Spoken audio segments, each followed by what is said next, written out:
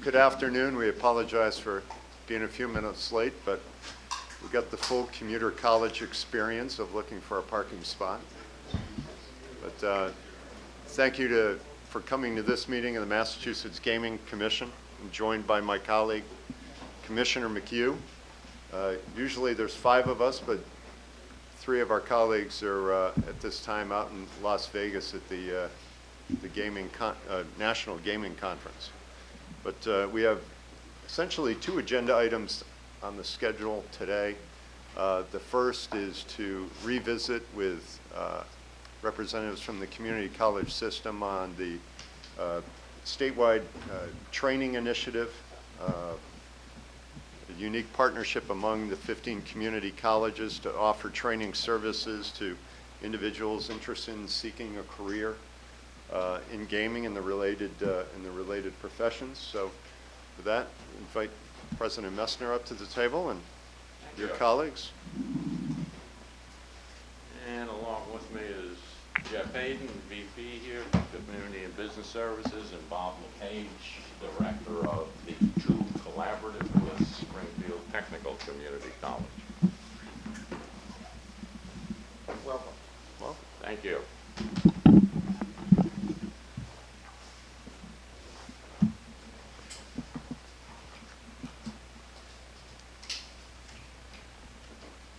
So, Mr.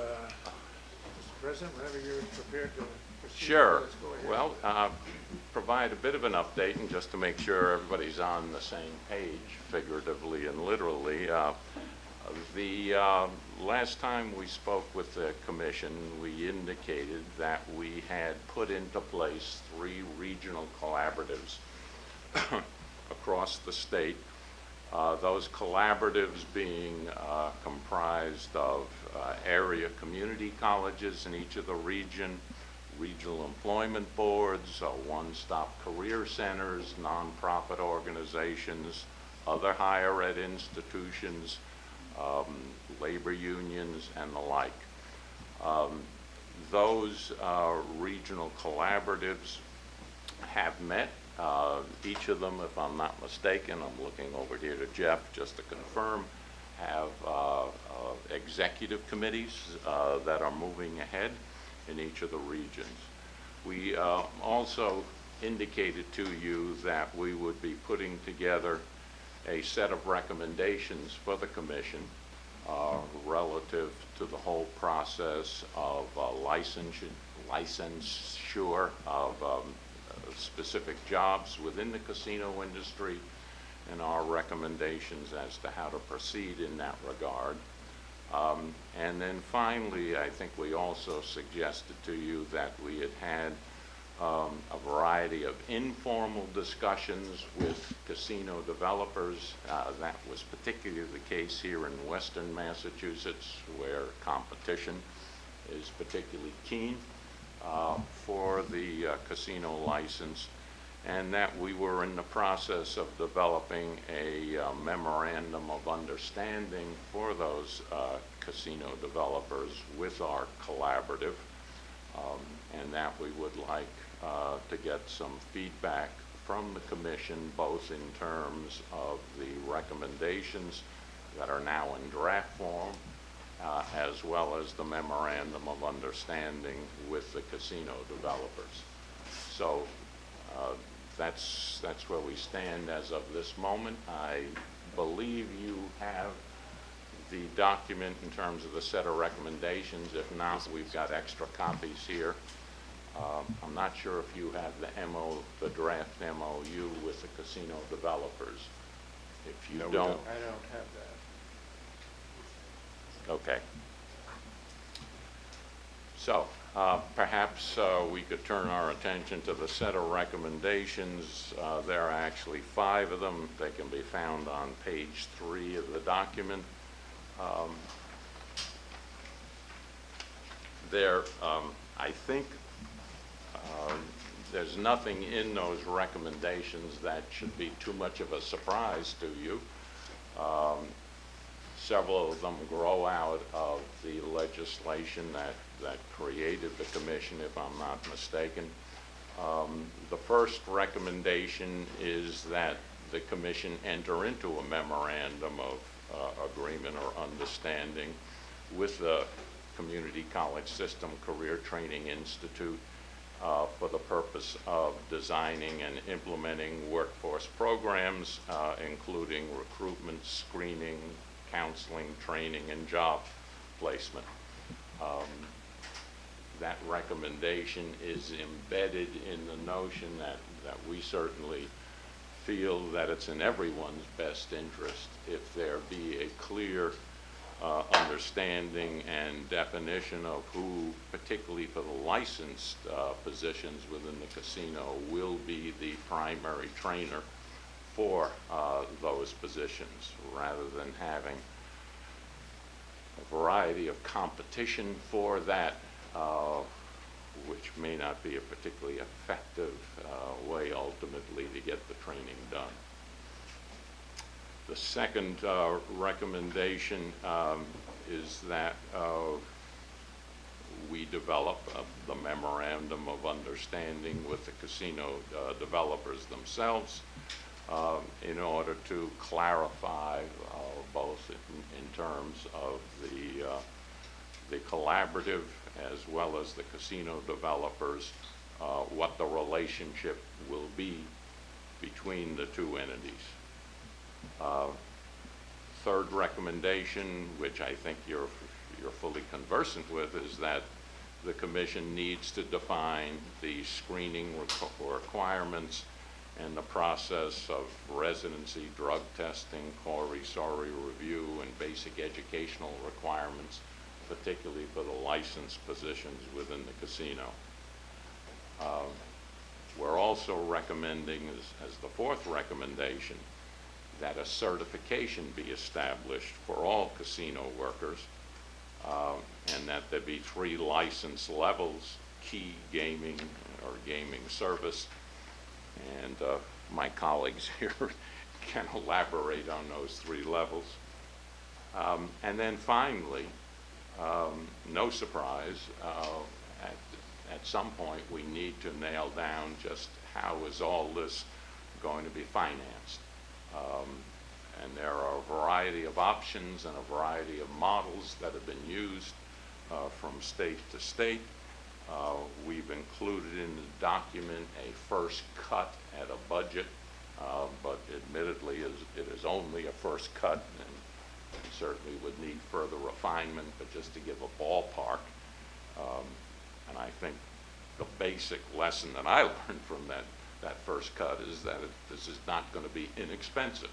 That when you're talking about some 10,000 employees and perhaps 20 to 30,000 job seekers for those 10,000 positions, it's going to take an investment on someone's part to put that process in place. And maybe just to point out the obvious, if we're particularly concerned with making these jobs truly accessible and available to those who are most in need of jobs, that tends to imply that looking to the job seeker to support this process of training is probably not going to be a very effective way of going about it.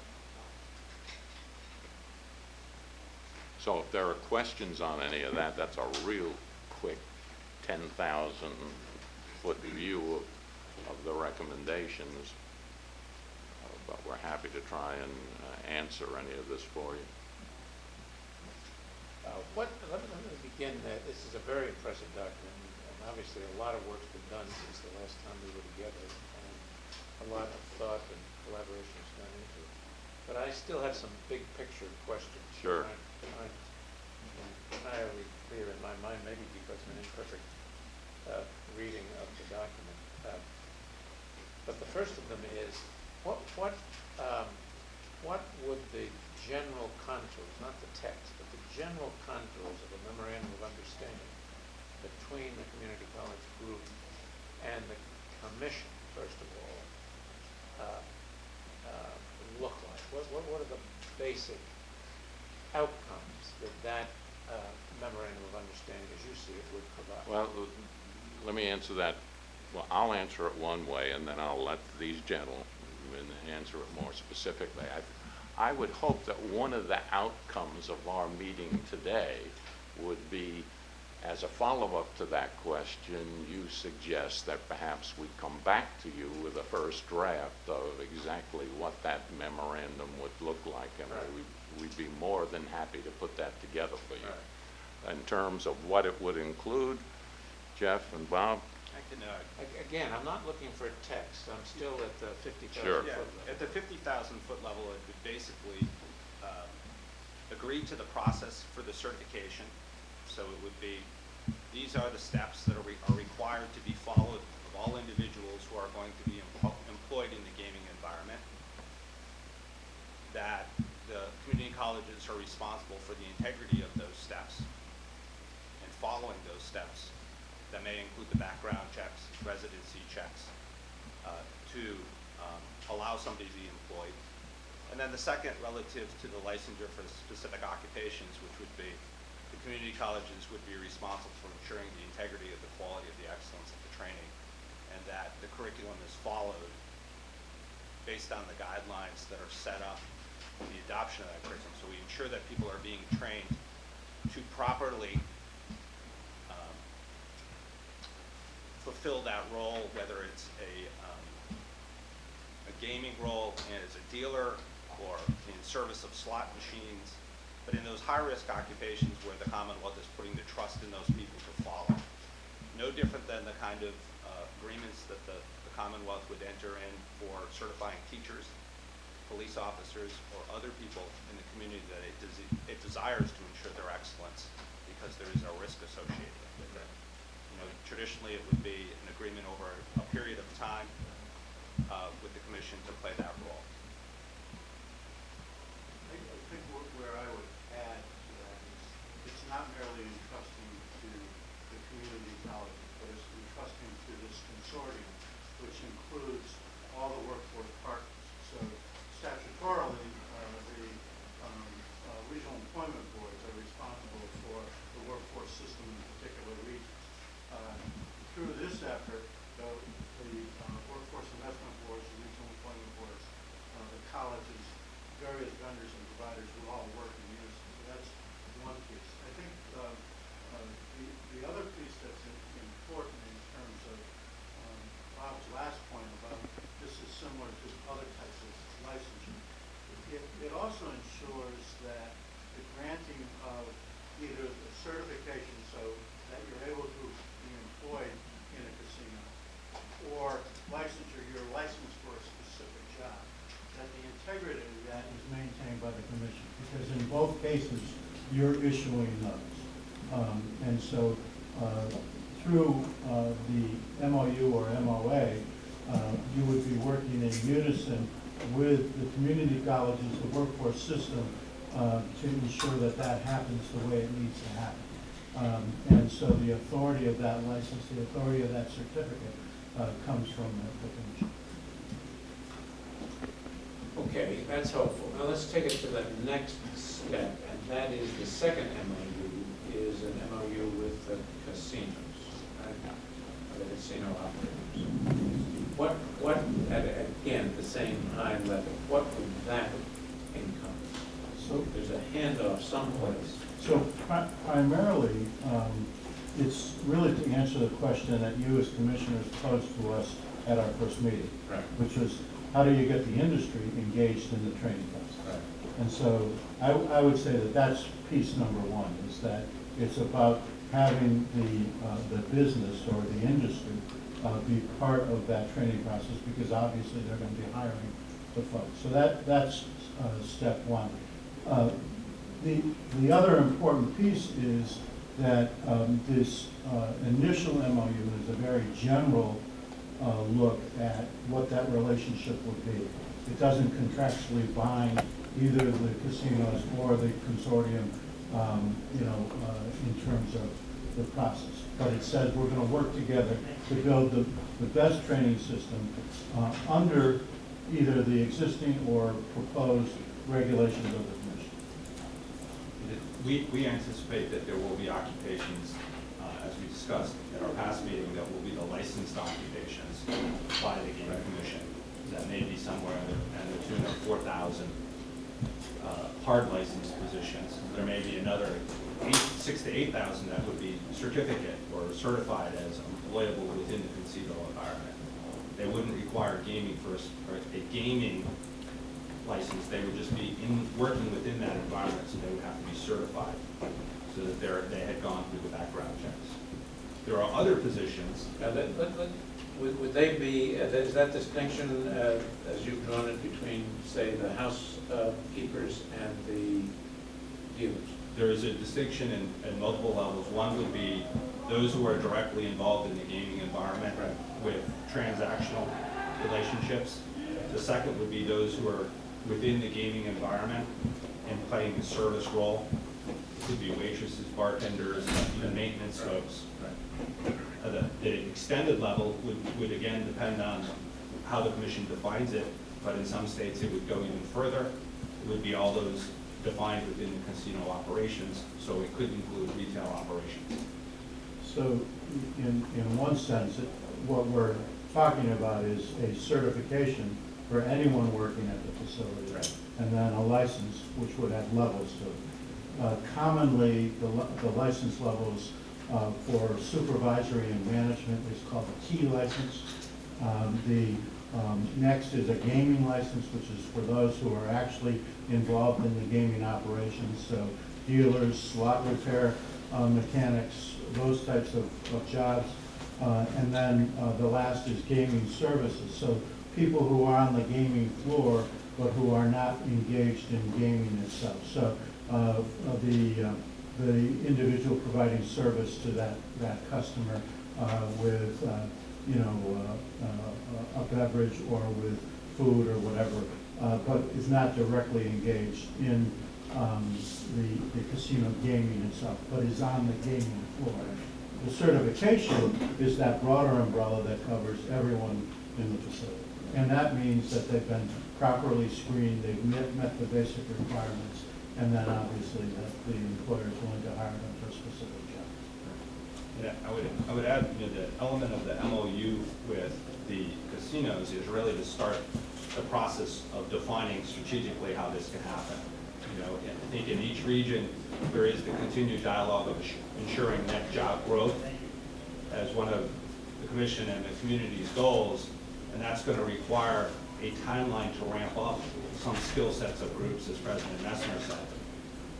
We have to be able to ramp up those skills, but also point people to what it's going to take to get a specific job in that casino. There are many different occupations that have different skill sets and different levels of ability.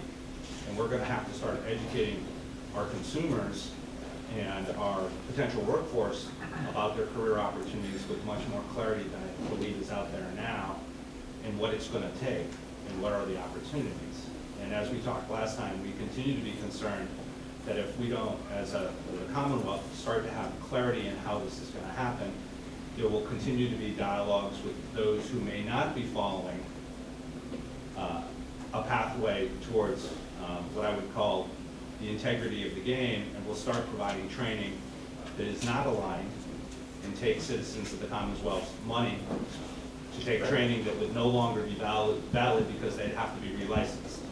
So, well, the timeline of 2014 looks to be a far timeline relative to the role of recruitment, enrollment, remediation, skill development.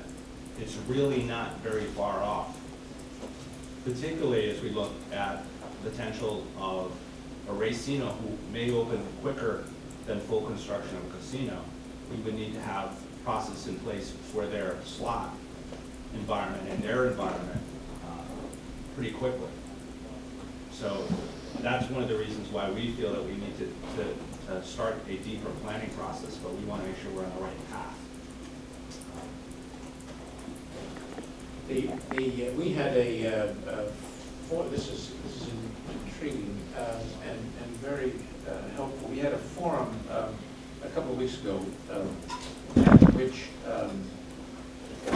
a person who had been responsible for training and workforce development for a casino, I forgot which one, talked to us about this subject from a different casino operators staff, and was talking about the role of the casino itself in training its employees. And what she was talking about made sense to me in the sense that every restaurant has a slightly different way of putting a plate on the table, right? So there is a piece of training that is going to be unique to that facility. And I know you've taken that into account. So what is the interface between the end of the certification process and the thing that happens next before the certified employee actually starts dealing blackjack? So the process would be very similar to other occupations that are licensed in the state. I would use the example of a police officer who is licensed and then moves into an individual municipality role or a state police role. They then learn the rules that are very specific to that organization. In the nursing environment, where community colleges across the state are the main provider, we do the elements that help them prepare for the nursing exam if they're to go to a local employer, be it Bay State or whoever in this region, or Mercy in this region, or Holyoke. Within that environment, they get orientation training that will allow them to develop the skill set. So we want to have consistent foundational skills. And then when the pass-off takes place, the individual employer is responsible for integrating their way of doing things. The other element to that is that for the licensed positions, while we're using the curriculum of Atlantic Cape Community College in New Jersey, our expectation is that as we sit down with whoever it is that is awarded the license, that they may well be providing faculty for the actual training in many of these licensed positions. And those faculty will come out of that casino and that casino environment and will be imbued with how developer X goes about this or that occupation. We're also, one of the reasons for sitting down and doing both the initial MOU with the casinos, and then once the license is awarded, doing a much more specific MOU or MOA with whoever is provided the license, is to work through this specific issue of, and again, I'm not going to name as an example, but how do we make this connection between our training and your needs in the casino? And regionally, obviously, it's potentially one employer, with the exception perhaps of the Southeast, if they get the casino license. So if we begin work now with the potential casino developers in Western Massachusetts, for example, we can start to craft and define the program, define some of the steps, using input from all of those. Once a license has been awarded and we enter into a specific agreement, then they can even help us further to refine the curriculum to meet their requirements. In training, especially for skills-related training, almost every employer that we work with, we're doing that. And whether it be a customized program or a program that's been a long-standing 20-year curriculum that, gee, well, in addition to that curriculum, we also need these types of support services, these types of aids to help our people get to the place where we need them to get to. And I would add, there are other elements to the certification and the licensure process that sometimes on the front end people don't realize. There's data system integration. We have to ensure that you have the database of all those that are employed in the casino to protect the integrity. So planning times on how that is going to happen, what current resources we currently have as community colleges, where we have testing centers, where we do this on a regular basis, how they could be leveraged in this process, have to be considered. And when you look at those timelines, again, as you look at 2014, 2016, there is work that has to be done that is significant in the coming 6 months to plan and organize and to start to communicate what are those requirements. I would add to that the element of, that I know is important to the commission and is important in the legislation of thinking, as the president mentioned, of giving access to jobs, but also diversity within the workforce. And as we've looked at other states, they have struggled with diversity in their workforce. I think partially because they didn't do the planning systematically on how to create a certifiable workforce to be employed, but also have a situation where we're creating a process that if they are not employed in a casino, they are employable in other occupations. And it is going to require a process, a systematic process to ensure that we have net job growth, but also net job applicants. In many of our dialogues in this region with employers, they have expressed their concern that if we don't grow the labor pool, that they will have cannibalization in their entry-level positions. And I know that the key to that is the planning process and to use some tools that haven't been used historically to ensure that we're assessing skills on the front end and then aligning people's skills into direct remediation. And I think that's a little bit different than other states have gone, where they have just kind of said, we're going to open the doors and hope that we'll have qualified people come. So that part of it would involve making some kind of skills assessment up front and then channeling people into ESL or something Yeah, else absolutely.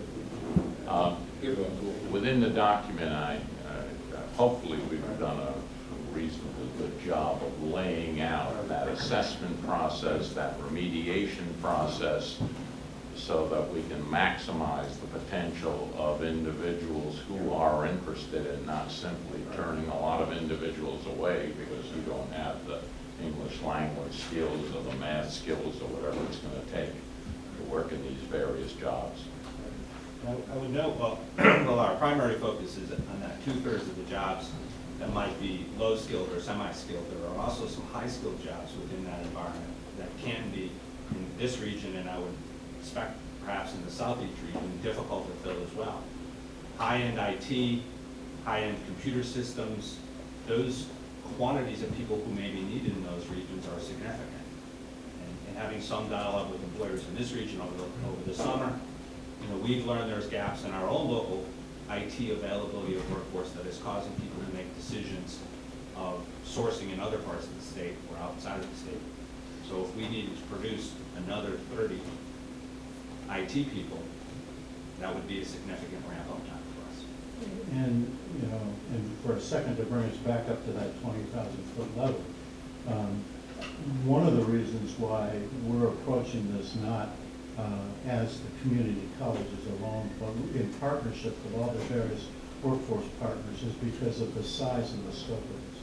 It's not only about 10,000 employees, but as you can see from the document, it's about probably 30,000 employees and 7 to 8 different services that need to be done, training only being one of them. And so there's more than enough work for all of the workforce partners in each region to keep busy and in order to deliver the quality workforce that the casinos are going to need, and one that's been properly trained so that the integrity of the game is maintained. That brings me back to the high level of the MOU with the commission. Would you, and there are two parts, as I listen to this dialogue and based on what's in the document, two parts of the question. Would you envision that this community college partnership would be the exclusive certificate granting authority? And would you envision that at the end of whatever program of study the consortium put together, a certificate would be awarded, or would it be an independent examination like the nurse's analogy? For the licensed positions, Right. Which is different from the certificate Yes, will that's take in right. everything. The That's right. licensed positions are just, Right. that's what our thought was, that this collaborative would be identified by the commission as the provider of training for those licensed positions. Yes.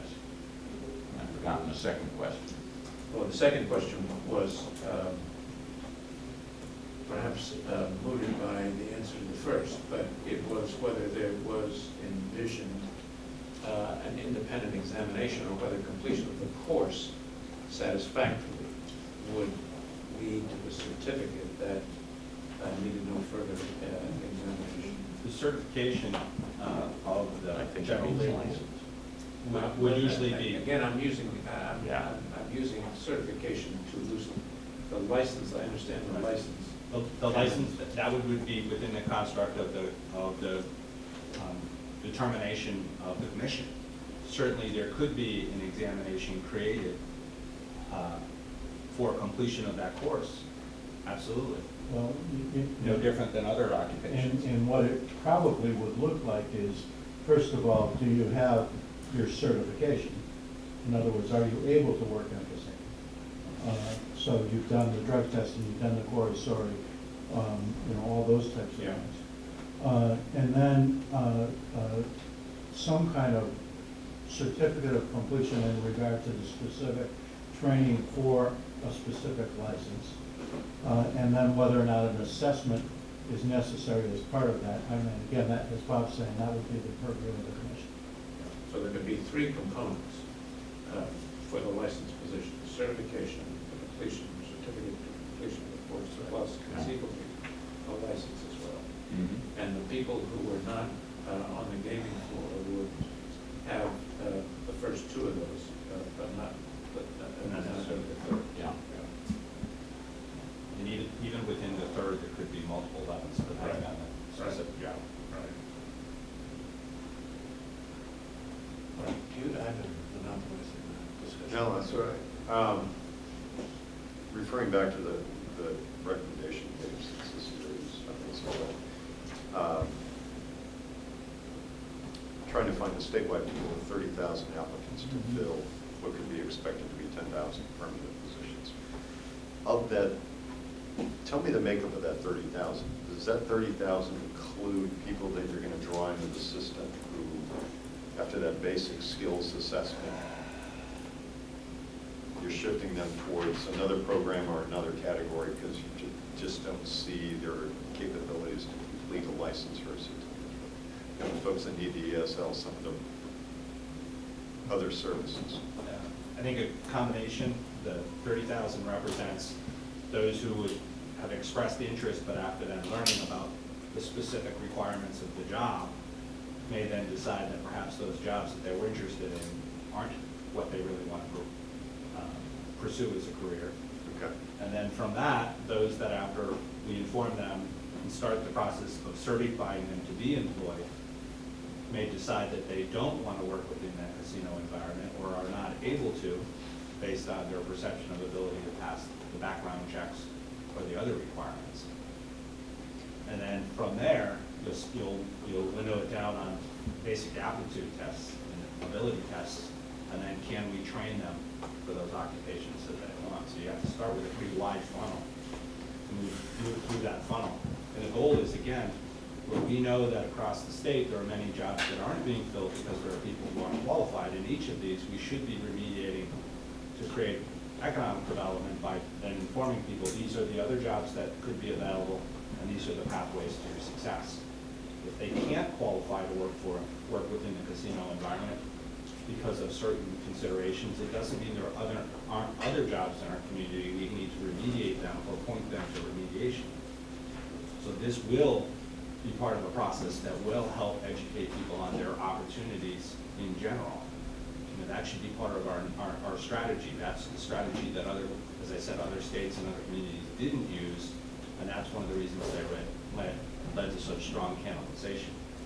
They didn't have a screening process that led to remediation. We want to learn if a person is not successful in math but successful in the other components, so we can remediate them using a math remediation tool and then move them into the workforce. The issue of this cannibalization has come up. I personally, unless somebody can tell me something differently, I don't necessarily see it as a bad thing. Somebody who's working in a bank wants to pursue, is dreamt of a career working in a casino vacates that teller spot, I look at it as, you know, maybe an opportunity to kind of backfill some of these people through that, you know, that assessment piece. Go Yeah, ahead. I think, first of all, that assumes that there's a large enough pool out there to do that. And so, one of the things I think that we're saying, and our workforce partners are saying, is that there isn't that pool out there. You know, right now, we hear, even in Western Massachusetts, about the lack of ability to hire folks in supervisory positions in the hospitality industry. We hear in the precision machining industry of jobs that go unfilled. And it's primarily because either there's a mismatch between the skills or the educational levels of various folks to those jobs, or we haven't done a good enough job to match people to those jobs. But we know for a fact that we need to grow the pool. We need to bring adult learners who perhaps are not on a career track or on a pathway into the process here and get them more engaged in this.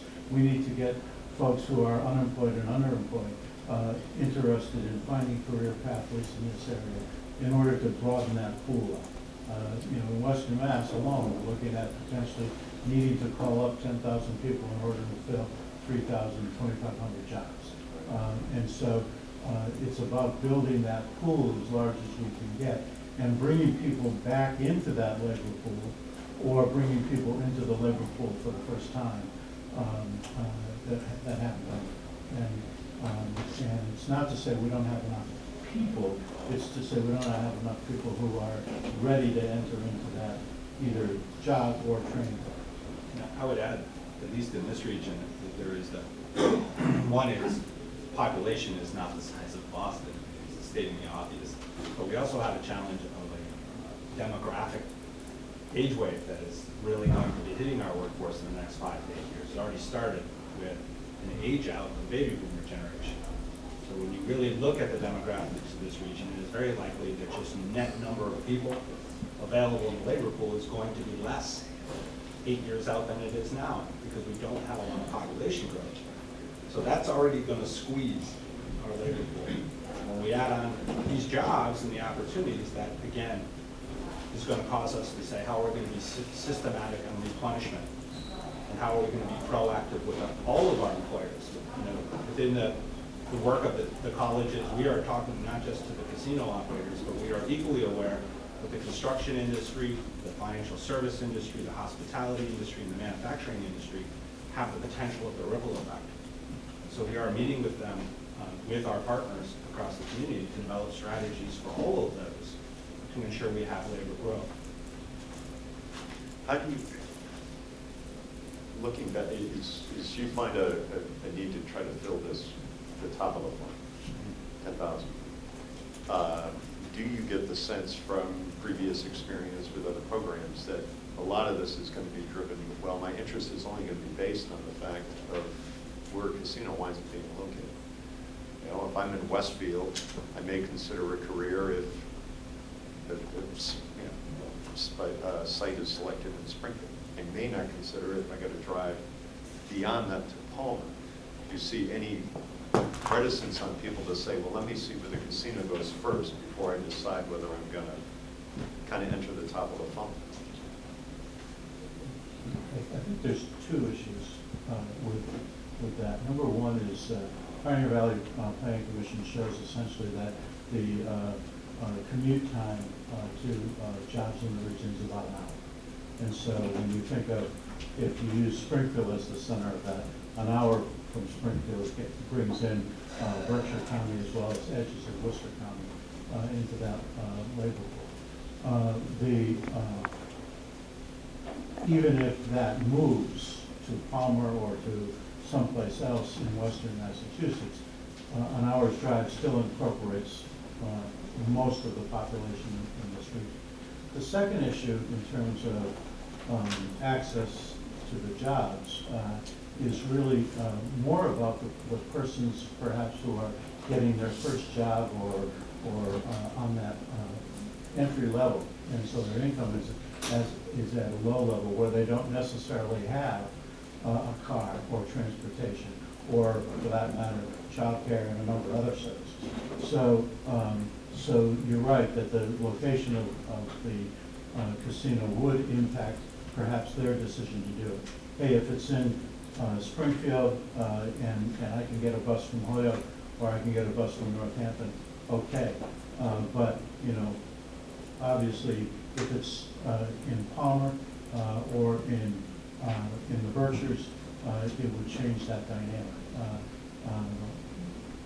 And so there would be a need to look at that, especially for that entry-level worker, in terms of how are they going to get to the job, how are they going to access that job.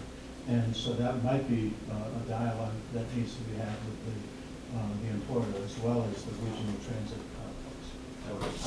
I would assume that those are elements within the RFP process that a provider of gaming would be spelling out of how they would be addressing that workforce component of the access to the workforce. Certainly it would be, from the recruitment standpoint, it would impact an employer, the access and availability to employees. Certainly if we believe, and I think we all believe, that many of these jobs are going to go to people who may not have access to transportation as readily. And so it really would fall onto each of those gaming providers to address this issue of availability. I want to go back because we had a forum a few weeks back in Boston talking about diversity and inclusion of minorities, whether through the vending side or the supplier side to the actual employment opportunity, permanent employment opportunity. And the question came up, and I think it kind of gets to the role the Career Center is going to play, is building that individual skills, again, talking about the top of the funnel, you know, understanding, you know, professionalism in the workplace, doing the resume, you know, a lot of those kind of soft skills which make somebody a good candidate to, again, kind of flow through the funnel.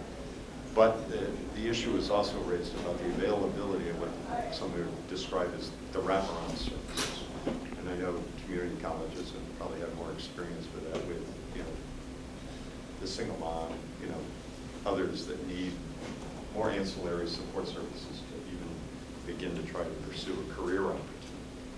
How is that being addressed, or is that just kind of the normal course of business for how you feed up, you know, individuals and other programs? Well, I think many of the organizations, certainly the community colleges, but I think also many of the other nonprofits that are involved in training have a long experience of dealing with the sort of clientele that you're talking about that come to us ostensibly for academic education, but bring along with them all sorts of other challenges that need to be addressed. Admittedly, we have, well, on the one hand, we have lots of experience dealing with individuals of this sort.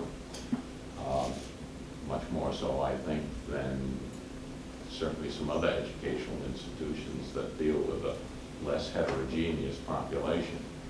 I don't think we can overpromise what we can accomplish. We will certainly do our best to deal with these issues as they present themselves. Having said that, let me say again that I think the collaboratives that we put together, be it the community colleges, be it the REBs, be it the one-stops, that's the clientele they deal with day in and day out. And if anyone is going to be able to impact positively upon the needs of those individuals, I think it's this collaborative.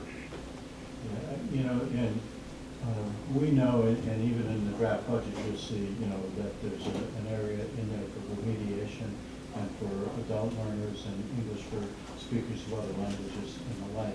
But we also know that with that system, we need a variety of services. And so in our adult basic ed or ESOL or ESL programs, we've built some of those support services in, whether it be career counseling or having programs that are based at a transportation center or the like. And so, you know, we can work with our partners and with the reps who, you know, the reps who can help do the planning in terms of a lot of what needs to go on in the region in terms of these types of issues, and create solutions for it. I think the other piece that's important to recognize is that our ABE ESOL system in the Commonwealth, and not just in Western Mass, but in the Commonwealth, is already full and at capacity, and actually needs more capacity. We have a waiting list here in Holyoke of almost 250 people, not to mention the waiting list that we have for other programs. So I think part of this planning effort, especially with the leadership of the regional employment boards and the WIL, but with all the partners as well, is to start to figure out what kind of systems, what kind of processes can we put in place that will address this issue, and also deal with some of the demand that's out there for things like ABE, ESOL. Jeff, can I touch base on that with the Regional Employment Board? And some of our federal funding, where we're partnering this, and a lot of our federal funding, especially the WIA system, has built-in case management and has extensive wraparound services for clients to deal with transitional barriers. So it depends on the funding streams, as Bill mentioned, what we get for funding, but overall, for the long term of this project, the funding will come from various sources, especially as it's sustained over the long term. So we at Workforce Investment Act, those who qualify, usually the ones that are more hard to serve, will receive those type of services. And other state and federal funding as well, depending on where the pipelines come from, will provide those case management, extensive wraparound services that are needed for this program. And whether it's WIA funding or DESI funding, in our case with DESI funding and the ABE, there's wraparound services that are included in that, or the Transition to College program. Any of those types of programs have those wraparound support systems to it. We know that when we look at this particular industry and these issues are going to come with it, that we're going to need to build that into it as well. If you, again, the question was raised at this forum in Boston about, you know, can you create partnerships as part of the alliances you're building regionally for, I'd say, more neighborhood-based organizations who, again, we're looking for as many contact points as we can find for people to get into the top of that funnel. Because what I like about this plan is that you do the skills assessment. For whatever reason, somebody, their best shot is not going to be a career in gaming, but you've now hooked them into the system, and maybe, again, you're building the local workforce. But are there opportunities for those neighborhood-based organizations? I'm sure there are a few here in Holyoke that can be another source of feeding. And that's why we went the collaborative route to involve as many organizations as we possibly could. Larry's organization, the Rev, I gave a presentation to just a couple of weeks ago on this effort, and I hadn't sat down after making the presentation, and 3 individuals who were representative of, I believe, neighborhood organizations were handing me their business cards and have since joined the collaborative. So we're going to do the best we can, both here in Western Mass and also in the Boston and Southeast area, to include as many of those organizations who are interested in being involved, understanding full well that many of them have roots in these neighborhoods that are going to be invaluable in terms of generating possible participants in this process. And I would just add to that, Commissioner, that I think that's another reason why we have this multiple levels of communication and clarity of communication, why some of these issues are starting to become important, because the elements of employment are now being discussed as potential the timelines are unfolding from the Commission. Now we want to be out in front so people do understand how this is going to work, right down to neighborhoods, so that they can be informing the people in the neighborhoods. And it's equally important that local organization, church, faith-based organization, whatever it may be, YMCA, YWCA, whatever the whatever the organization and their constituency groups, that they have the opportunity to learn appropriately of how this is going to happen.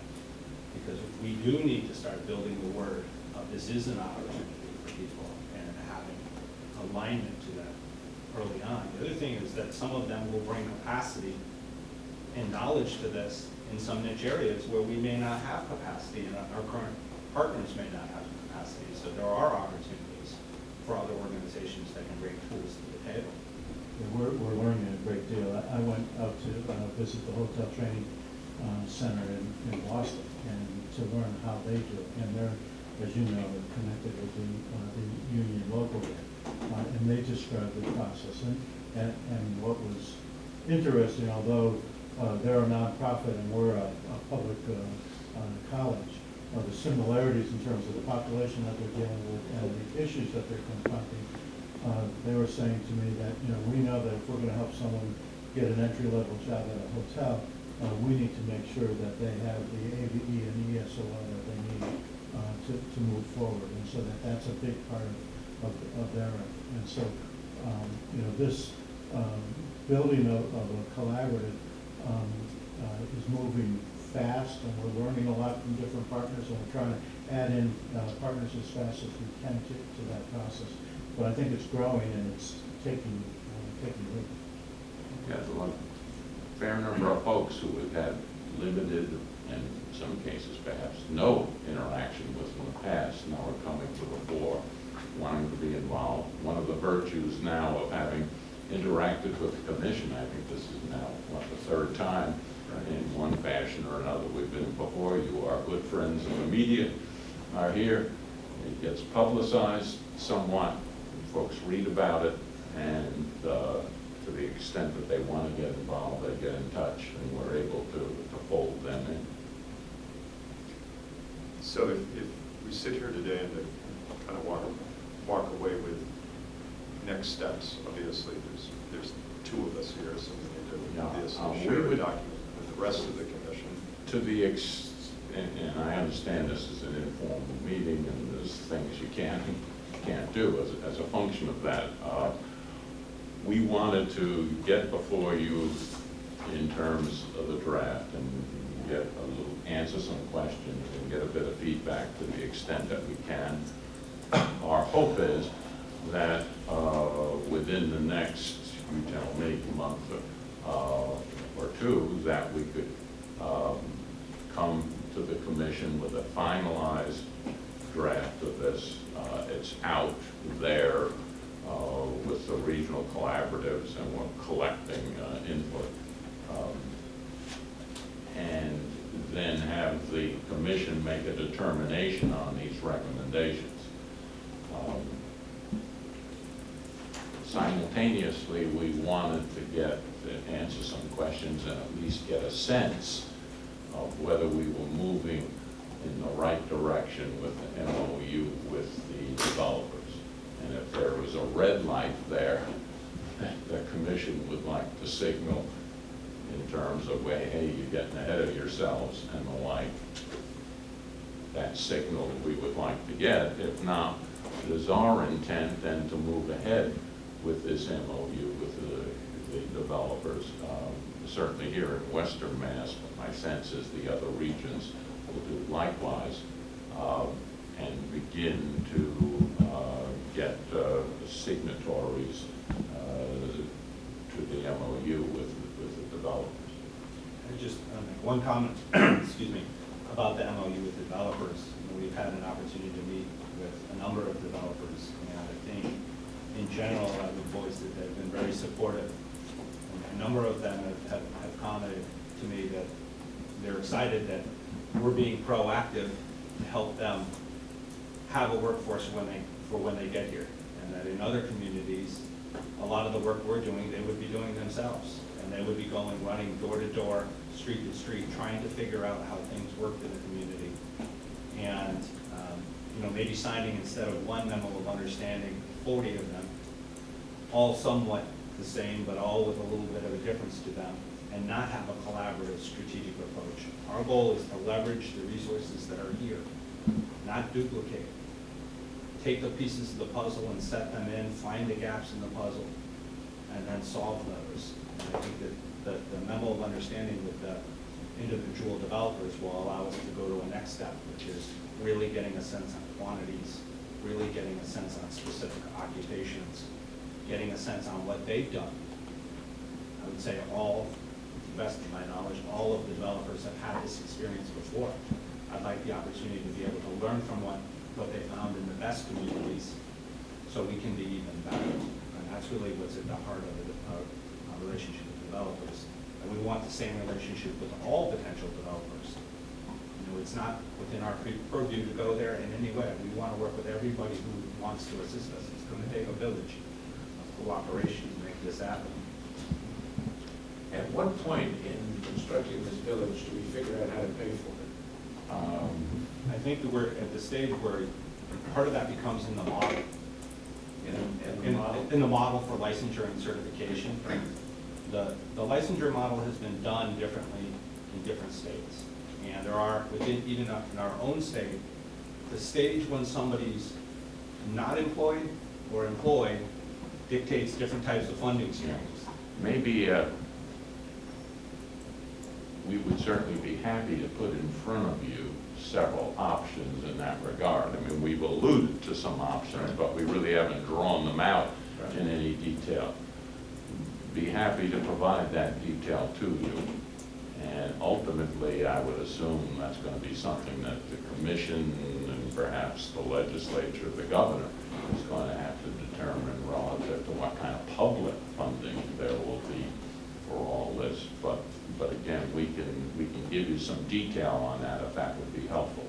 I really was trying to figure out at what stage it makes the most sense to consider that. I mean, we have a lot of pieces that are moving. This clearly is moving from my perspective, and I speak as only one commissioner, in the right direction. It's the collaboration piece is Wow. good. And so I don't want to start talking about numbers too early. But I don't want to wait until it's too late. No, and correct me if I'm wrong here, but once we get into the front end of this process of processing potential employees, that whole initial screening process, we're generating costs there, and those costs are going to have to be picked up by someone. So that won't occur more than likely until the license is let, if you will. Up to that point, we're in a planning mode. One of my trustees asked me within the last 24 hours, well, who's paying for this planning?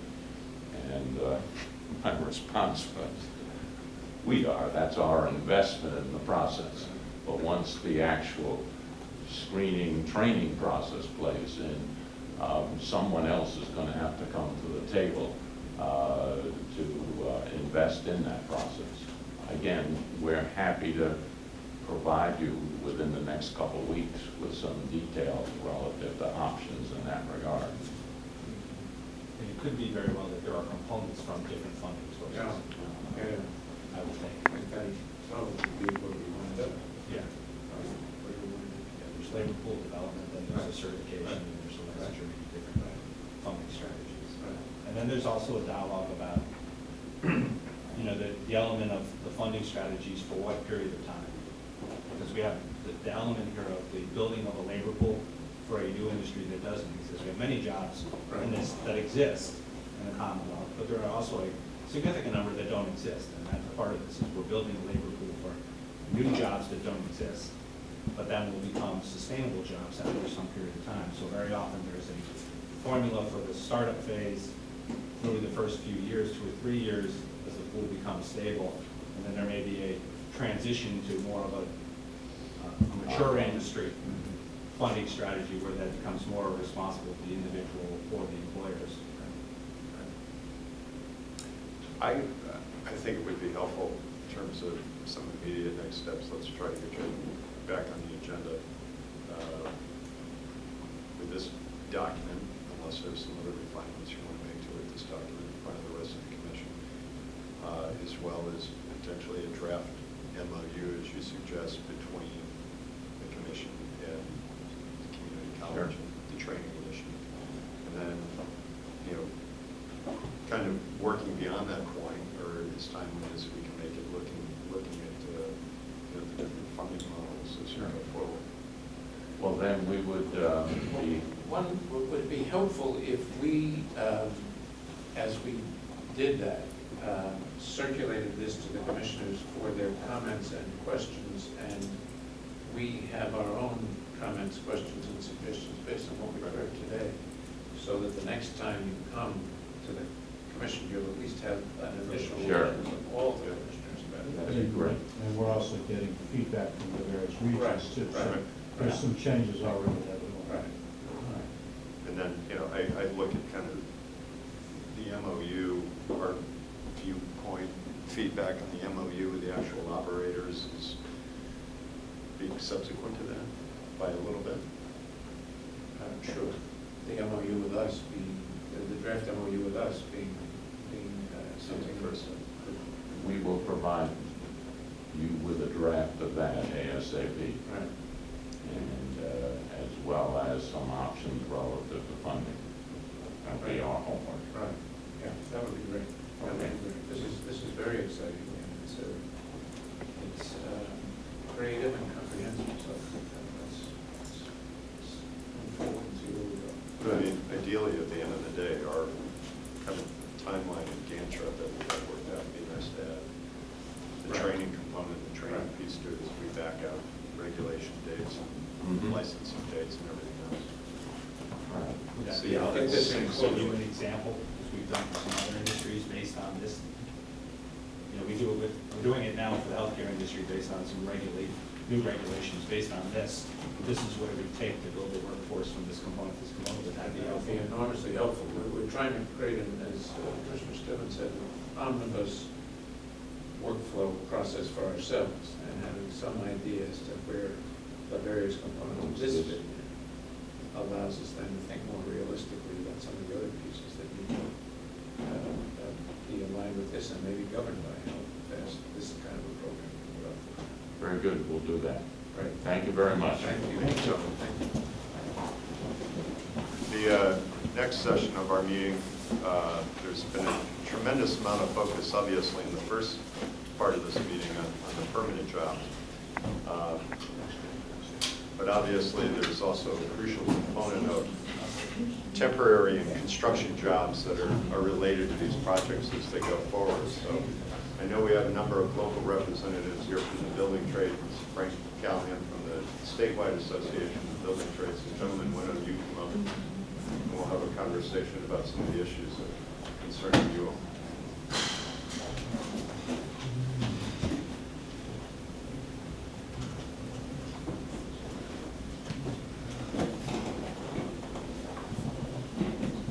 Good afternoon, gentlemen. Again, we apologize to you, like everybody else, that we ran a few minutes late. Don't want to hold you up, but the floor is yours. Thank you. So my name is Jason Durand. I'm the business manager of Carpenters Local 108, the New England Regional Council of Carpenters. And I represent over 900 craftsmen and women in the 100 cities and towns of Western Massachusetts, which happens to be the western area for your third casino, or up to 3 casinos.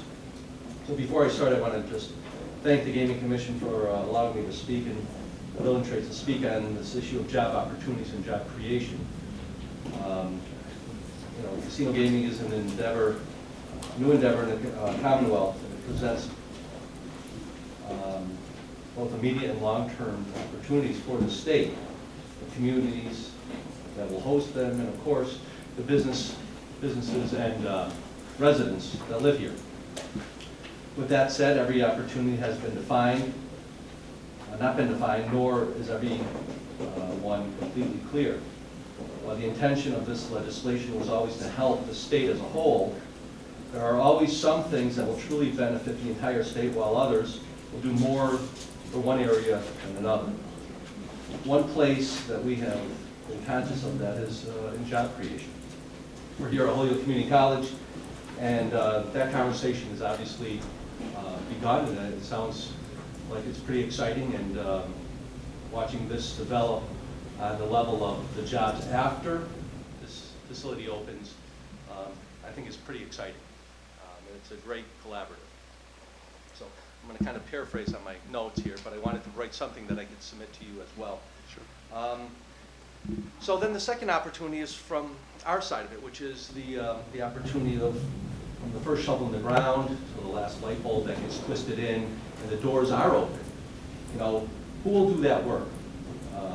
Has there been thought about the capability of local business community and the local workforce to meet the demands of this significant project? And it is significant. We need to understand that the location of a destination resort casino in Boston or Southeast is different than the one located here. The Boston area is a significant economic engine with projects of similar scale and timeline. Concentration of population in and around Boston creates a comfortable level of experienced and qualified businesses and workforce to meet the demands these casinos will place on that given area. That is not such an easy answer to say here in Western Massachusetts. The math is simple. This will be the largest single project in the history of this area by potentially fourfold. 3 years ago, Bay State Medical began their Hospital of the Future project, and that was $250 million. They did a $40 million plus expansion to that, so we're at $300 million. And at that point in time, that was the largest construction project in the Pioneer Valley. And today, we're talking, MGM made their first presentation, and it estimated around $800 million would be spent on construction, with the potential of this thing becoming $1 billion job.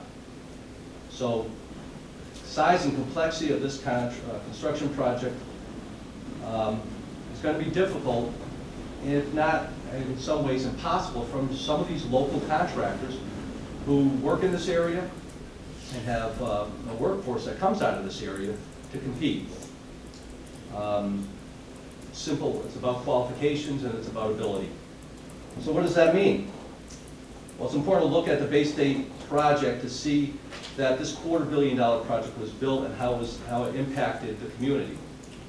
BMC wanted local contractors to be part of the job, and they were totally committed to creating job opportunities for the people that lived in and around the city of Springfield.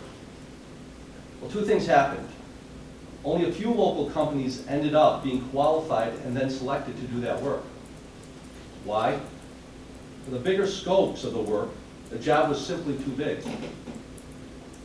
As for the job creation, they set a minimum goal of 25%, which, when pushed, those goals were met. The downside was that many trades, most of the workers ultimately came from out of the area. I applaud BMC for creating these standards to begin with and trying to look at ways to be sensitive to the community. You have to be realistic though. Most of these vendors that work on this facility will not be from this area. And so, what does that mean? These companies already have set crews. The location of those employees are based on where the company is located and where most of the work they do is performed. It's not a stretch to think that if a contractor is based in Boston or Providence, that the bulk of their workforce will be coming from there as well. The goal of the legislation was to locate up to 3 casinos throughout this Commonwealth in order to maximize the impact to the whole state, all 351 cities and towns. That same consideration needs to be placed on not just creating jobs, but who's going to be filling those jobs. Unemployment is as high as it is anywhere else. Right here in Holyoke and Springfield, some of the highest.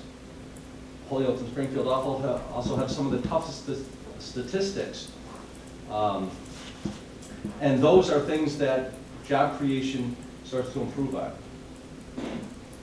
The manpower exists right here. Skilled tradesmen and women are ready to go to work.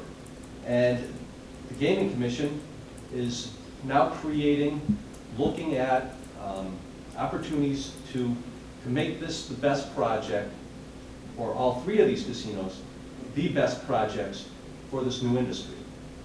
And I think by looking at Western Mass in a little different way, that there are a workforce that wants this. I think, you know, the three presenters from Holyoke Community College, I think did a great job of expressing that, but also the complications of that, the needs for, you know, some of the people who just are not ready. For us, the trades, we have apprenticeship programs, and Frank is going to speak about that.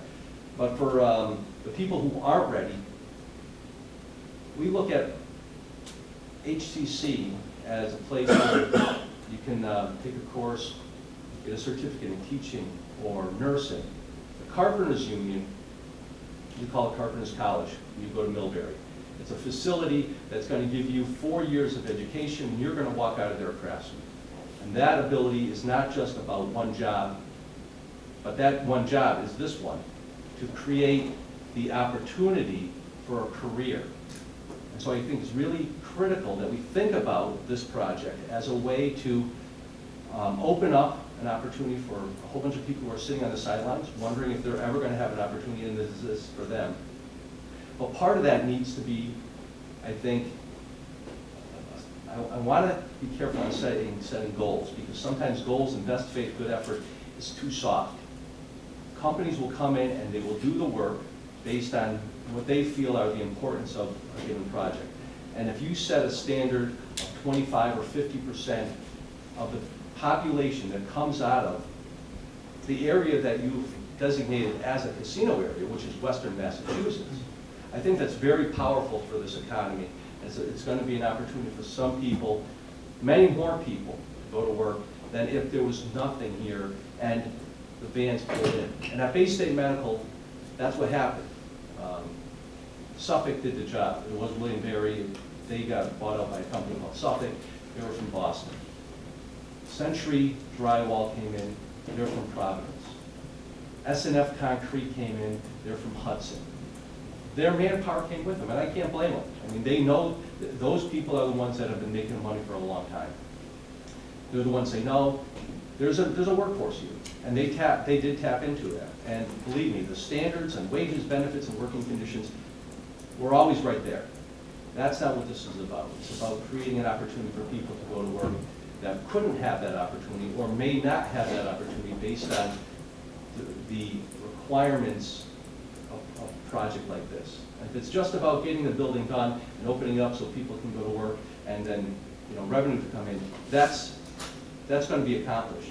But I think people miss a big opportunity for the 24 months that this is being built. And you're talking potentially 1,500 to 2,000 construction workers. So I just ask you to seriously consider that in some way, shape, or form. Not sure how we can do it, but this is one of those opportunities where we're talking.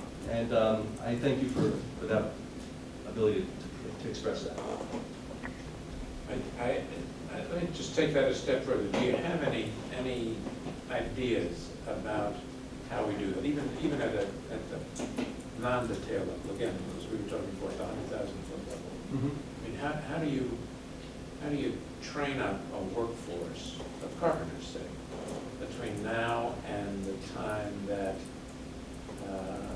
a shovel's in the ground to be ready to take some of these jobs, assuming that the commission says X percentage of the workforce has to be locally? I think Bay State was a good model. You know, there was a project that was coming. We knew it was coming. We knew when the shovel was going in the ground. Right. And we started to develop, similar to REB and this coalition here, to look at who's out there and who's available. And from that, you could, and this is the critical part, now is the time to be putting these lists together, who's interested in being a carpenter that may have been in the industry but stepped out of it, and two, people who have never had the experience of being a carpenter. You know, they're just graduating high school today, and they're looking at two different paths. So it's doable. I think there are communities that have passed residency language, which Boston is a great example of that. You know, there's a percentage of workforce that stays in Boston, that works in Boston, that lives in Boston, and that is why that machine just keeps on chugging. And that can be replicated here.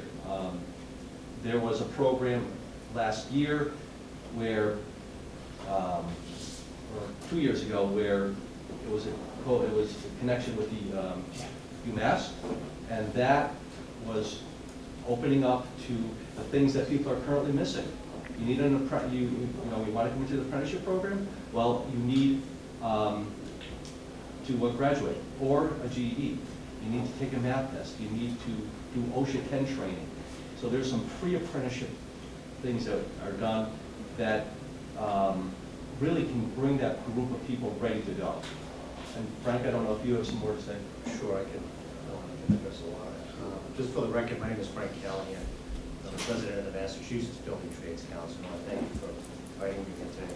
We represent all the trades. We're the umbrella organization, much like the AFL-CIO is the umbrella organization for the larger labor movement. I guess you would say a sub-umbrella for the building trades. We have 75,000 members from 74 local unions and district councils across the state. And to the point on the training that we're on right now, let's skip to that. We have apprentice programs that we invest with our contractor partners. We're a bit unique in the construction industry. We work with our construction contractors, our employers, on a day-to-day basis, on the phone every single day. These apprenticeship programs are jointly administered with an equal number of employer representatives and union representatives on those boards, as well as our health insurance and pension programs and other funds. We've been around, most of them, for over 100 years. We have spent $30 million of our own money providing apprentice training across the state. Trying to think, there's been a few consolidations in the last few years. We had 44 training facilities across the state. Jason mentioned the conference facility in Millbury. Tommy Andrews was here with the laborers behind me from Holyoke. We have a great facility in Hopkinton. There are facilities of all different sizes and scale. Training facilities. Training facilities, yes. They look much like a community college campus. Dormitories, the works. But we have this model, and you talked about the issue of how you build a workforce for a project. Commissioner Stanley and I had a brief conversation last week about this. This is a constant struggle for us in the construction industry. There's a lot of ignorance about our industry, of how it operates, but most people do know that it's a boom and bust industry. And so we're always trying to struggle. Jason, in case the conference, their apprentice program is 4 years. Some of the trades, the electricians, the pipe fitters are 5 years, others down to 3 years. We have to project out 3 to 5 years into the future if there's enough work. Because as we discussed last week, I'm not doing you a favor taking you into a apprentice program to say, come on in, I've got a slot for you, here's the classroom component, but there's no work out there, so go home and sit and wait by the phone for us to call. You can't progress to your next steps, to your second year, third year, fourth year, or fifth, in those trades that go that far. So we're always trying to project out, and it is very difficult. Law schools. Excuse me? So like law schools Yes. today. Yes. But the, we have quite a few ways of applying for our programs. It's, I suspect you do. it has been difficult with this last 3 or 4 years.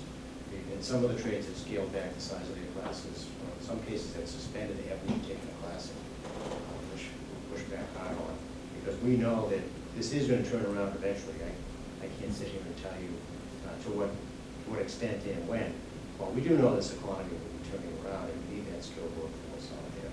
So we've taken as many as we can, and those programs are expanding now as work is picking back up.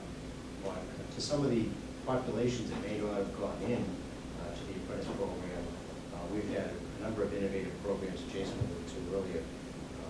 In the past, you got in, you became a carpenter because your father was a carpenter. I became a painter because my father was a painter. And I knew what I was getting into. I had an idea of what the industry was, the boom and bust nature of it, the uncertain nature of it, and what I would be doing for work. As that's changed, we have other populations, people coming in to the apprentice programs, and they come in for a year or two and drop out. Now, I always use the example, prior to my current position, I headed up the Pioneer Valley Building Trades Council for about 6 years in the mid-90s, probably the mid-90s. And I always use the example of we would work with a lot of the faith community. A minister would call and say, we have these 2 great kids, they're hard workers, they want to get in the construction industry. And I'll say, well, what do they want to do in construction? They say, they want to work in the construction industry. And they're very tenacious about it and doing what they're supposed to do for their community. And finally, we say, all right, well, the bricklayers are taking apprentices in next week, depending on when the enrollment period is. So they rushed down the bricklayers apprentice program. They both got in. One of them stayed and one of them didn't. I stayed in for a year and a half, 2 years. Now, the problem with that is someone who could have been in that slot lost a slot. The industry lost a skilled worker. We spent thousands of dollars training that individual who dropped out of the industry. Now, they made it work for a year and a half or 2 years. But also that individual might have been better off going into the carpenters or the laborers or the electricians, might have been better suited. So what we've been able to set up is pre-apprenticeship programs. We had, a lot of these were set up for women in the building trades. Again, there's the non-traditional path. Where I remember the story of a woman carpenter. Years ago, she told me she went in thinking she was going to be working on nice cabinet work and everything else, and she spent the first 2 years of her apprenticeship doing concrete formwork, coming home cutting concrete every day. She toughed it out and she made it through to become a journeyman worker at the end of her career. But a lot of people would say, no, this isn't for me, this is what I signed up for. So these pre-apprenticeship programs expose people to all the trades, tells them what they need. You need a GED, you need a driver's license, you got to be drug tested. And other requirements that vary by trade will have different tests and different dexterity skills in different trades. But we're exposing them in there, and one of the most successful programs has been in Boston. It's called Building Pathways. This serves as a bit of a weeding out process. There's about a 30% dropout rate, so about the average, just across the trades. From the training programs? Yeah, that get into the training programs. And about 30% 35% drop out eventually. And again, we don't want to waste their time, Right. our time and resources. So we'll expose those apprentices, call those potential apprentices. Some of them drop out of that program. Right. But, they find out it's not for them, and we're doing them a service there. Right. On the Building Pathways program, out of 25 people who completed the most recent round, 24 of them got placed in union apprentice programs. And they were on their career path. They know which trade they want to work in. They're going to last. Right. And that's what we want. I think it's the best thing for them. Right. So we're trying to encourage that as well. And we've done that in different parts of the state. Jason mentioned Bay State Medical Center, Holyoke High Speed Computing Center. We took in a number of people from the community. Dan DiAlma, who asked me to express his apologies. He had a meeting we could get out of. He's the president of the Pioneer Valley Building Trades Council. And given me his testimony, he was talking about Bay State. He said apprenticeship opportunities were made available to approximately 150 local residents, just in the Bay State Medical Project. I think there were 24 on the Holyoke High Speed Computing Center, because those opportunities have to exist. As I mentioned at the beginning of my remarks, it's the on-the-job training is combined with the classroom training. So those are necessary components. Right. So let me ask you then a question that I asked your colleague just a second ago. And you've got a big project coming down the road. You know that roughly when it's going to be here. It's going to be here soon. How do you get the local workforce ready to participate in that, given where you are right now? And how can the commission be most helpful in ensuring that those trained workers are actually employed in this work? There's a number of components there. Because of the high unemployment right now in the economy, there is a readily available workforce for a good chunk of that work. So that should resolve part of it. Pre-apprenticeship programs that we talked about. But we've approached a number of the developers here in the Western Mass zone, Maristar, MGM, and Mohegan Sun. In the Southeastern Mass zone, which has been, as you know, set aside for the Wampanoag Drive, we have an agreement to negotiate a more comprehensive agreement for the Wampanoag Drive, should that move forward. In the Eastern Mass zone with Suffolk Downs, and there are discussions with other developers as well. What we've done, I mentioned that Building Pathways program in Boston. UMass Boston campus is under a project labor agreement. $750 million worth of work over approximately 7 years. That's provided those work hours that I keep mentioning for the residents, the women and minority requirements, the Boston Jobs Ordinance, to meet those goals. So we're not just taking them in, you know, that job is over, you know, say it's one project, and it's still late and nice knowing it, and that doesn't help anybody. So what we've been able to do is combine that project labor agreement. As you know, the DCAM, the UMass Building Authority, is not bound by the Boston Jobs Ordinance because of a statewide entity. And then, as Jason mentioned earlier, some cities and towns have done residency requirements, which have some legal challenges as well. But if we do an agreement, whether it's a project labor agreement, community workforce agreement, there's a number of different variations out there. We can put things in there that a public entity is prohibited by law from putting in terms of residency requirements. Women, it's not just goals, these are met. We sit on those contracts, we sign that as the trades, and that's a contract between the trades and the project manager or the general contractor, which only the construction industry is allowed to do under the National Labor Relations Act. So we put those commitments in there, and we hold the contractors' feet to the fire. We don't cut them off the hook. And we've actually met those goals. There's the Kroc Center in Boston, UMass Boston, we're actually meeting or exceeding all those goals, and veterans as well. There's a big like Kendall Square going on right now. We've done that on a host of projects I mentioned, locally based state medical and But you're doing that on your own without the intervention of any public body, right? This is UMass, for example, the UMass project is not putting requirements in its contracts to require the outcomes that you described. Is that fair to say? Yes. So is the commission's role simply to watch you go, or is there something that the commission can do to be helpful, to encourage the outcomes you desire? I think, In the statute, as you know, there's a provision in there, does not require a project labor agreement, which is not allowed by law, but there are provisions, we work very hard to make sure we're included in the legislation, that there were provisions for labor harmony on the project, and that's really the only enforceable way to do that, is an agreement, contract, pre-hire agreement, as I mentioned, with the trades for the construction component, and also for the long-term workforce, which I'm not here to talk about today, but I know it's been previous meeting and previous speakers. There were labor harmony provisions and neutrality pledges that a number of the developers would be signing or making in terms of the in-house workforce, that they would not oppose the union organizing drive, which again ensures the collective bargaining relationship on. with that said, I think that the opportunity from you as the gaming commission is to, I think, express a concern about the need that each one of these facilities, the Racino and the three casinos, do maximize the impact of that community. And by, you haven't set all the regulations, and you haven't established all of the criteria that you're going to grade these developers on. And if one of those components is, how are you going to work with the local area to create job opportunities?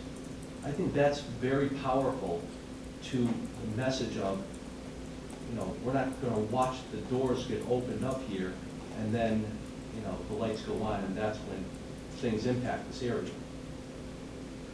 So. Good point. The easiest thing for me to do administratively, and I do not believe in this for the record, but what would happen in a lot of parts of the country if there was, say, a major refinery project, even a bigger project than we're talking about, a nuclear power plant project. If we didn't have the readily available workforce on a union project, we put out a call. We put out the word to locals around the country that we need, 300 carpenters, 400 laborers, 200 pipe fitters, and we could supply the manpower that contract would need for that job. But then they all go home after the job. That's not what we're about. We're fully committed. We want to get that workforce right here in Massachusetts. local people. And I often say, if you're hiring from the local union hiring hall, local means local people. And that's a benefit to all of us. It keeps the standards up, so it's not a situation where that big project is over, everybody leaves, and the wages go down, and the standards of the industry go down. Do you feel right now, let's set the Southeast region aside for a moment. We licensed two resort style casinos, one slots probably obviously, that was a big investment in resorts, the resort casinos. Is the capacity right now here in Massachusetts, exclusive to Western Mass, is the capacity right now here that you would be able to avoid that call out to others? Is the workforce existing here to tackle those two projects on the smaller slots product? I think so. We may have to have some, a handful of people like Jason alluded to, a contractor, say, a larger contractor that come from, say, the Boston area, use the example. They may bring Or Rhode Island or Connecticut.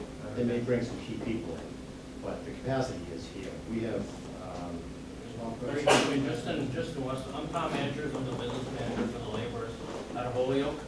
And just in Weston, Massachusetts, we have over 1,500 laborers that are ready to go. Right here from Berkshire County to Franklin, New Hampshire. So right here from Western Mass, we got 1,500 that could go to work anytime. So for the laborer side, and I believe the carpenters are the same way, because they got definitely a workforce. The issue that we have is, like he was just saying, the S&S and some of these outside contractors, they bring their crew in, and guess what? They spend a coffee and a donut and down the road, and they never ever see the money here. Is the foreclosures out here in Western Mass, if we can continue to hire Western Mass workers, that foreclosures in the whole scheme of things would be much better. So we need to keep the money here. So like you said, if there's some way of putting it so that we can actually have some, there's got to be teeth in it though, because like you said, if there's a goal, listen, these contractors, yeah, it's a goal and they just kind of do their thing. There's got to be some sort of teeth in there saying that they have to be a residence clause, and if you don't meet that residence clause, there's got to be some sort of penalty on the backside of that residency clause, either financially or there's got to be something. There's got to be teeth in that to help us out here and keep it Western Mass. So. And if I might, I'd also like to say I'm with, my name is Alice Buckner. I'm with Westover Job Corps, Department of Labor National Program. And we work very closely together. And our program, we have 572 slots, 1/3 female, 2/3 male, very diverse. We have disabled individuals learning construction trades, young disabled individuals, deaf bricklayers, etc. Very diverse. And we will benefit from all of this, and we will participate in all of this, and we're already budgeted. We're already budgeted. We also have 3 Massachusetts centers, Worcester area, Leominster area, and Chicopee, Mass. Chicopee, Mass is one of the largest construction schools in the Job Corps system in the country. So our 572 slots matriculate every week in and out. So we are a machine, and we're already working with the data center. We're already working with Bay State, UMass. We have a very large number of young women in the trades, especially young women of color. The point that I want to make is that I am now in a relationship with the National U.S. Green Building Council.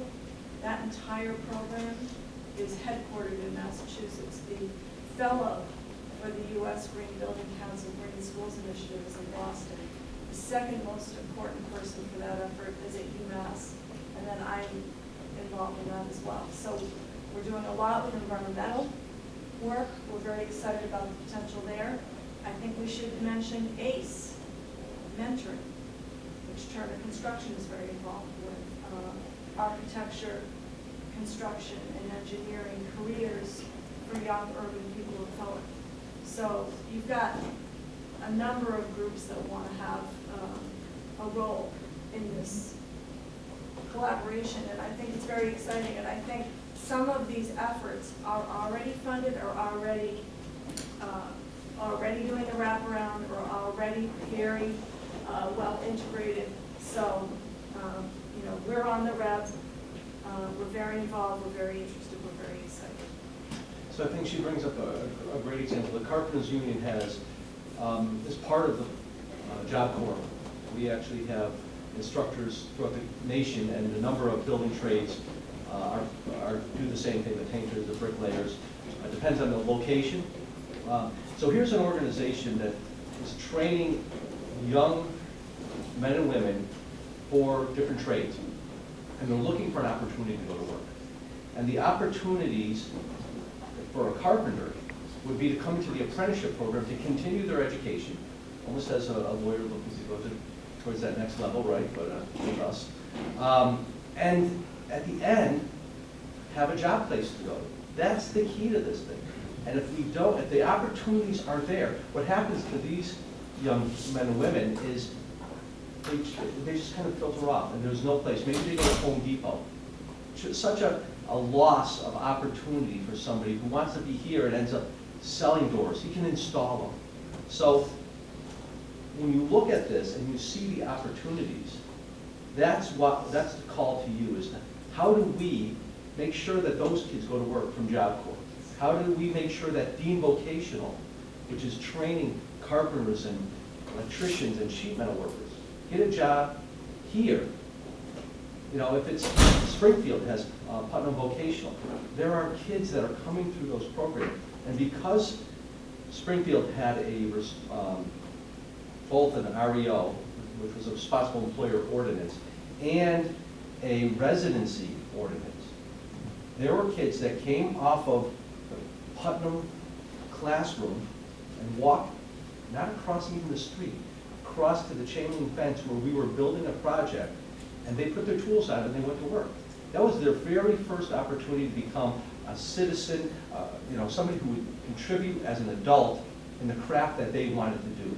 And that person, that very first one, is now over at the next school, Forest Park Middle School. And he's in his second year as an apprentice.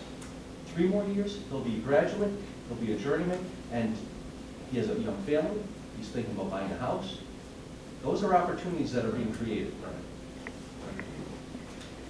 I mean, I look at this as,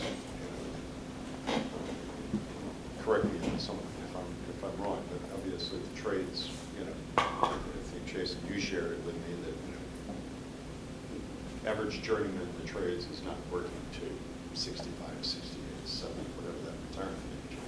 So, you know, the kind of work life is a little bit shorter. But I look at this opportunity of, you know, as you pointed out, at least in Western Mass, it will probably be the biggest construction project that we've seen so far.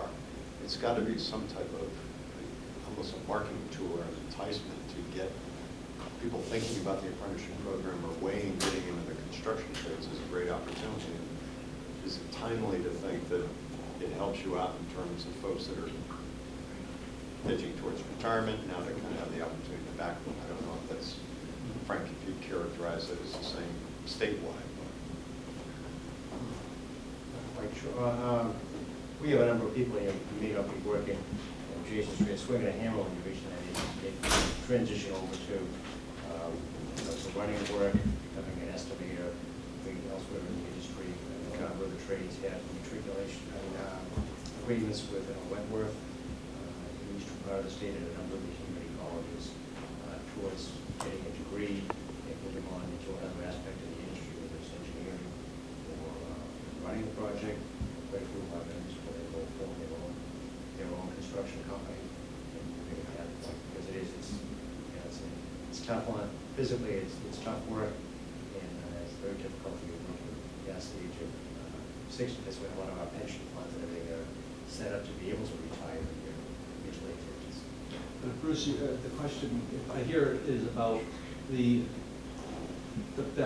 period of time that we are working and people moving on. And yes, that does open up opportunities for somebody else. So the opportunity for somebody who come from Job Corps or Putnam Voc or Dean Vocational is available. It's available today at small bites, because reality is the construction industry compressed by about 30%. And there are still large pockets of people who have the tools and talents and skills, sitting home doing something else, driving a truck, who would love to come back. So those are a group of the population that I think can come back into what they know and enjoy doing for their career. And then there are other places where there's opportunity for somebody new to come to the apprenticeship trades programs and learn this. One of the challenges for me is to find in all of this, not just this area, but the whole gaming process that we're about to embark on, about the right dividing line between effective regulation and over-regulation. And that's limited to us, but that's throughout our, and it seems to me from what I'm hearing, that all of you in your various approaches have a good handle on how to develop the qualified, trained workers to do the jobs there. And that the commission's most effective role would be to create incentives, even incentives conceived with the T, to make certain that those trained people are hired by the contractors with whom you are already in existing relationships. Do I have that oversimplified? Is that perfect? Yeah. That's very good. Again, we've had great success with that. Let's put it at the table. Everything we've been talking about is married in there. The apprenticeship requirements, the residents, we've already got goals that actually met. Right. Safety, it's all wrapped up into one contract. Right. Well, that's very good. Yeah, I mean, you know, the language is, the statute is, in parts is sometimes very broad. It talks about an applicant being able to have a positive impact in regional employment. I could see something obviously as specific to some type of agreement being able to, you know, strengthen an application, but again, being able to demonstrate having a positive impact locally across on the construction side, a broad breadth of individuals with local apprenticeship, kind of getting that creative. But Commissioner McHugh said there's a fine balance between too much regulation, not enough regulation, but trying to incorporate some best practices to have the positive outcomes that we're all looking for. I think what you have to think about as a commission is what is truly important to the commission. Does the sense of job creation locally in an area to maximize where this casino is going make sense? And how much regulation do you want to put to ensure that those goals are met? Because sure, you know, as you water it down, you definitely will dilute the success of it. You know, as I heard, you know, Holyoke Community College, one of the things we need is apprentices that are going to come in that have either they're graduated or they're going to need a GED. Why recreate the wheel? This is already starting to become a reality. Let them play a part of that. And so, you know, that's the charge to you. Very helpful. Great. All right. Thank you. Yeah, thanks. You want some? Thank you. This kind of goes up a little bit. That would be great.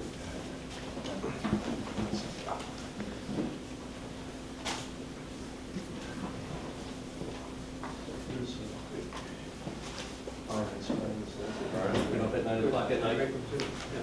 Nice to meet you. Great to meet you.